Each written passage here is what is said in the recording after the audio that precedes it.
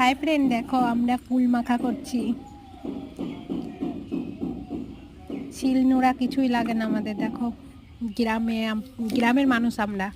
গ্রামে থাকলে কোনোটাই দেখো কেনা লাগে না, গাছের কুল আর মাঠের ধনের পাতা,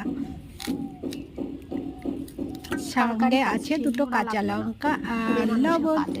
সেই স্বাদ, খেয়ে দেখো একটু।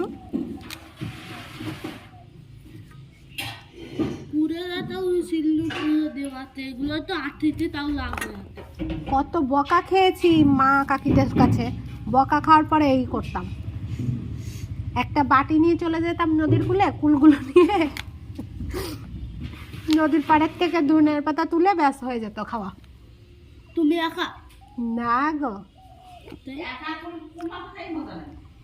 টক জিনিস একা খেয়ে মজা নেই, অনেকে মিলে খেতে হয়। শুধু টক জিনিস না, যে কোনো খাবার অনেকে মিলে খেলে পরে স্বাদ আছে। আমার জল ফোন করো তো, আমার করে জল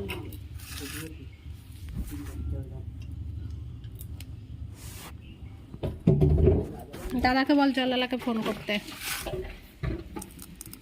দাদার ফোন থেকে ফোন করবে।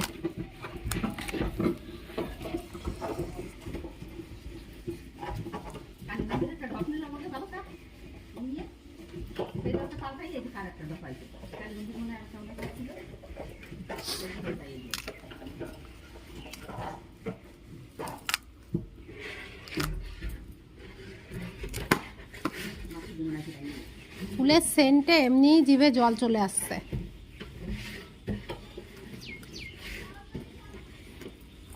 আমাদের গাছটা একটু ফাঁকা জায়গা হলে ভালো হতো বলো।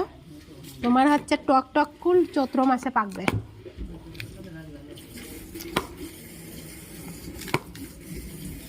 এখনো কাঁচা রয়েছে কুলগুলা।